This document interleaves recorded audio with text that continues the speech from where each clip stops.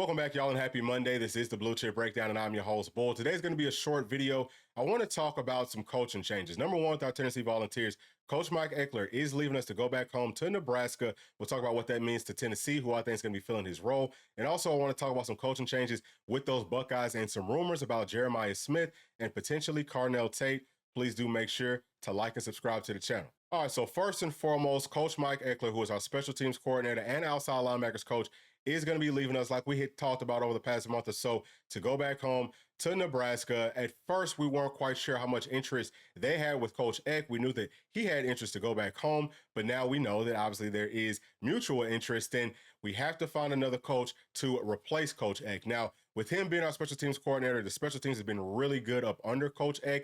Last season might have been the worst year, but it was still excellent, which just goes to show the standard that he set here at Tennessee. He's a really high energy coach that just brings that passion on and off the field. So he will be missed from all of those perspectives. As far as who I think will be stepping into his role, got to start it off with Coach Chop. And this is basically Coach Chop's resume. This is from LinkedIn. It's the only place that I could find all of his coaching stuff, but we're seeing right here that it looks like he graduated from North Alabama. I think that he's originally from the state of Georgia.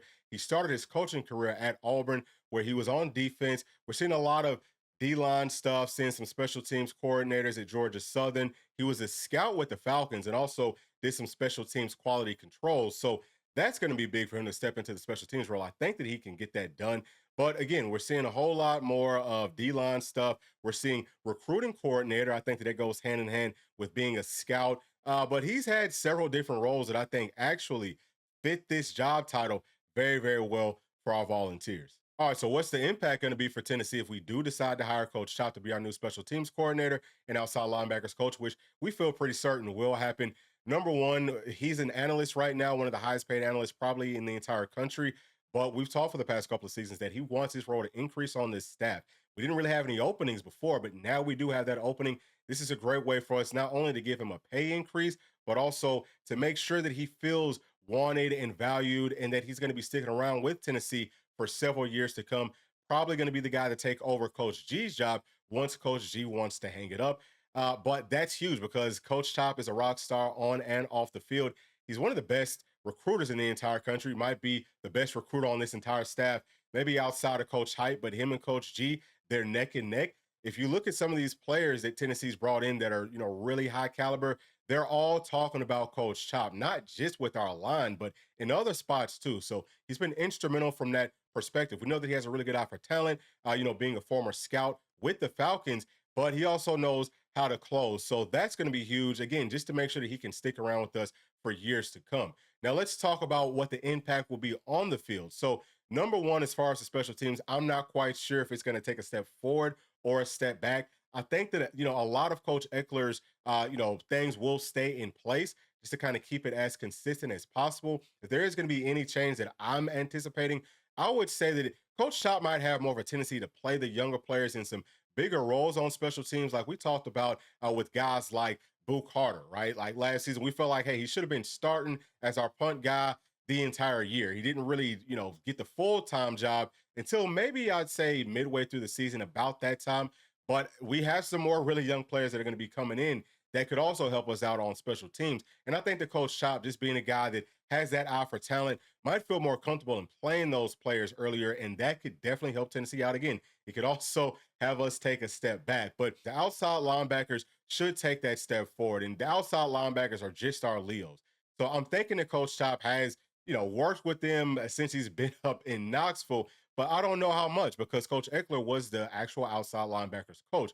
Now that Coach Chop can do it on his own, we could expect that maybe they get some more specialized training. Maybe we'll see some more secondary moves and things like that. I think that they'll get even better. Let's talk about our strong side ends. Maybe we could just say, hey, Robert Ayers, you coach those guys. Coach G, focus on the tackles where we need more focus at because there's so much youth. We talk so much about, having 4 true freshmen that probably will all have to play, but it's not just them. We've got other players who have not played as much that are going to have to step forward a lot for this team not to take the step backwards up front. And obviously, Coach G can definitely get that done. He's still going to be overseeing the rest of the D line, but we're talking about more specialized training. So, more individual reps and things like that.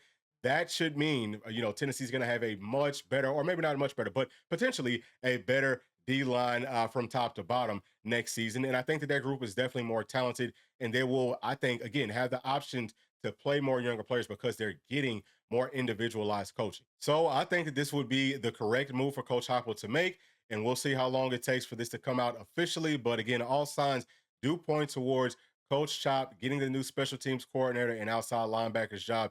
And I think that that's going to be huge for Tennessee in 2025 and for the foreseeable future. All right, y'all. Final segment of the day. Let's talk about these Buckeyes.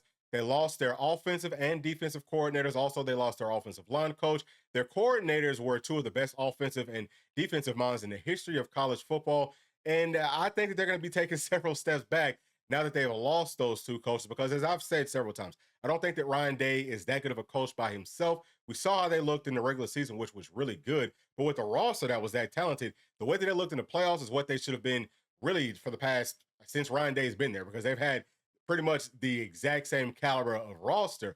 But I think again that they will be taking some steps back without those great coordinators. Buckeye fans should be hoping and praying that y'all, hit those hires out of the park. And if you don't, I don't know, man. It sounds like you're probably going to be losing to Michigan again for the fifth or sixth year in a row, because they got some nice things going on. But there have been some rumors kind of floating around with the players and stuff, because obviously, whenever you lose the OC, you lose your DC. How much do the players want to kind of stick around for what is uncertain up to this point? So Jeremiah Smith is a player that obviously rumors have been circulating with for a very, very long time. But sounds like the University of Miami is rumored to have offered him $15 million for 2 years in a high-rise condo in Coral Gables, rent-free. Now, I used to live in Coral Gables, so whenever I first saw this, I was like, that's probably a bunch of BS, because they don't really have high-rise condos in Coral Gables. Not what I would consider a high-rise condo to be anyway, but technically a high-rise condo is anything that's over 10 stories. They definitely have that. But whenever I think of a high-rise, I'm thinking 40 to 50 stories and up. The type of condos that you see, downtown, or that you see in Brickell, which really isn't too far from Coral Gables. So maybe they got things wrong, with where the condo is going to be at. And maybe it's going to end up being in Brickell. That's a place that, I think it'd be hard to pass up as any young person. It's one of the best places to live in the entire country, in the entire world. But especially if you're making $7.5 million a year, that's real baller status. So I could definitely see that being very enticing if it is true. Again, I have no idea if it's true or not. I'm just kind of telling you what those rumors are. But I wanted to talk more about what that could potentially mean for Tennessee, because we've said it several times. Jeremiah Smith is going to be getting some crazy offers, and I'm happy to see that that is actually happening.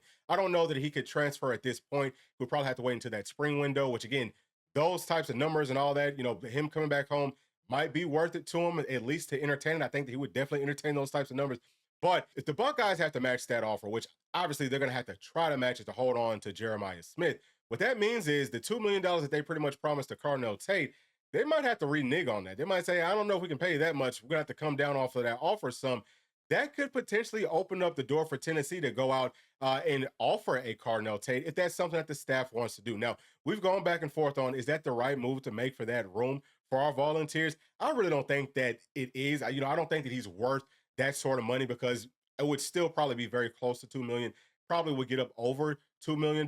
I don't know that we need to spend that sort of money on it. But I did just want to bring that rumor to this channel, to all of our Vol fans, because I'm sure that some of y'all have been seeing it. Wanted to give y'all my perspective on it. But let me know what y'all think about everything that we talked about today down in the comment section. And as always, please do make sure to like, subscribe, hit that notification bell, share with your friends, family, and other volunteer fans. See y'all on the next one. Thanks. Peace.